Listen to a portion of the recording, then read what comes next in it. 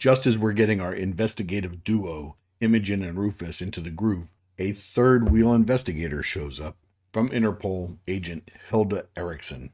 Welcome back. This is Sean's Take. I am Sean Redman, and today this take is on Death and Other Details, Episode 3. Spoilers are ahead from this point. If you haven't seen the episode, there are spoilers here. Also, I will be using clips from the show, as is allowed under the fair use provision of the copyright laws of 1976. Sit back, relax, let's unpack Episode 3. A lot going on in this show. So, Hilda Erickson, a very no-nonsense detective, we sort of got it hyped that she was going to be antagonistic of Rufus and Imogen. But ultimately, she seems like she might actually help rather than hinder. You know, the fact that she is onto the missing footage from the security video could be a problem for Imogen, but that's the sort of thing that makes these shows exciting. By the end of the episode, it does seem like Hilda and Rufus might have a pretty good dynamic, and they might make a pretty good team. Hilda's very strict adherence to rules may play a part in the investigation. You know, the way she, doesn't start work until the minute strikes. And then at the exact moment lunch is supposed to starts, and then she's back, very strict by the book. And she does take her lunch break very seriously. She does also appear to be very good at her job. And that just means Rufus and Imogen need to accelerate their investigation to connect everything. Because Hilda's only there to solve Danny's murder, and Rufus and Imogen want to solve Imogen's mother's murder as well.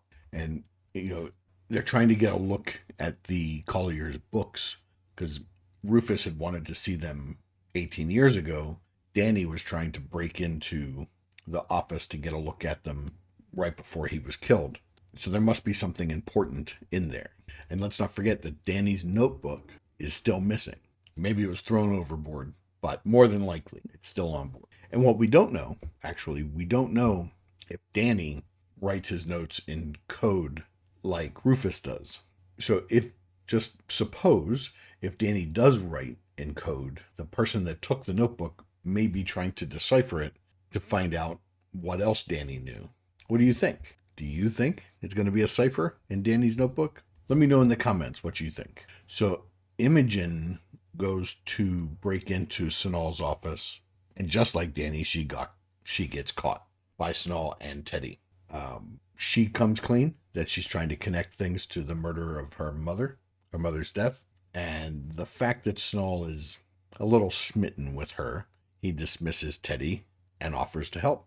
So they do report back that there's nothing that hints to blackmail in the documents, in the Collier's papers, but there is some evidence that the Colliers are in fact bankrupt. And they didn't find anything that obviously linked them to anyone named Victor Sams, which was the person or the alias of the killer of Imogen's mother. They did find a bill of lading stuck in the back of one of the binders for a now illegal blue pigment. But since the date was rubbed off of the bill of lading, we can't place it at any time before or after it became illegal.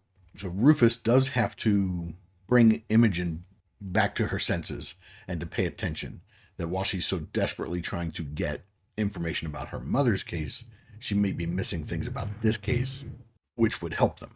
So she has to clear her mind and pay attention to details, because details matter. In Mandy Patinkin has always been one of my favorite actors. He does a real good job in this, and he's been in so many wonderful things. And he is so completely different in the things when you think about Inigo Montoya in The Princess Bride, or the alien in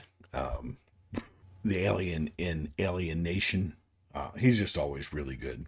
And in this episode, we get to see him, be more. It's just a very complete depth of character when he's dealing with Imogen, whom he feels he has let down, and even when they were the scene in the morgue. So Hilda Erickson, Agent Hilda, notes that the killer arrived in the suite in the bar cart without a weapon. So there's some question whether or not the killer went there in order to kill him, or if an argument ensued after being discovered there leading to a murder of opportunity with the spear gun.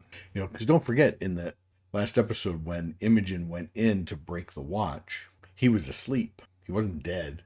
He was passed out on the couch. And then in the morning, when the cleaning lady came in, he was against the wall, speared with the... So maybe there's something else about why the person arrived in the bar cart. Maybe the person arrived in the bar cart to buy Danny off, and Danny couldn't be bought off. Who knows? I don't know. What do you think? Tell me what you think. Let's start a discussion before the next episode comes out.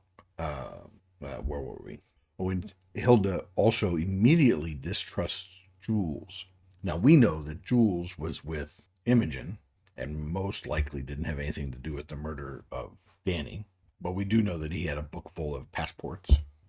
And then Hilda then does initiate another round of searches, and they do find Jules's book of passports in Simon's room. Simon being another member of the staff and another member of Teddy's family, but no Jules. So after Imogen gets her head straight and she starts paying attention again, she notices that Layla is acting strange, and sees Layla take a knife off of a cart, and she follows her and sees her retrieve a rope, and then she turns down a hallway, and when Imogen goes to follow, she's gone. When she gets back to where she lost her, through examining, she finds a hidden door that she figures out the trip and opens the door that leads into the bowels of the ship. She does not find Layla there, but Jules. And Jules says, "You shouldn't have come here." Okay. So, I think it's too early for it to be... I think we're too early in the series for the killer to be Jules. He's going to be a different kind of bad guy. Not sure why Layla was looking for... whatever she was looking for is why she took the knife and the rope. So, we did notice that the governor is coughing, and that's never an accident in a show. That's going to mean something. And obviously she was used by somebody else to set up the bar cart. And, she was set up by somebody that knew she was in Tripp's cabin as well. I don't think she's involved in the murder. I think she's just sort of a pawn. But let's talk about some of the other ones. Who are you thinking? Are you thinking it might be Lawrence Collier? The man of few words. Catherine Collier, his wife, who's really wielding the power? Do we think that Anna and her once fling, Eleanor Chun, are going to hook up again?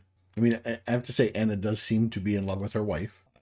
She also does seem to not be over Eleanor. The old woman of the Chun family, Celia Chun, we should get to know more about her. There's certainly more there. And I'm not sure what to make of the owner of the ship. Is he shady? What's going on with him? Or is he going to be a knight in shining armor? What do you think of any of these things? I think the show is doing very well in keeping a good pacing. It's easy to watch. It's easy to follow. So let me know in the comments what you're thinking and who you think might have done it. But that's it for this episode. I'll see you next week. I'm Sean. This is Sean Steak. See you next time.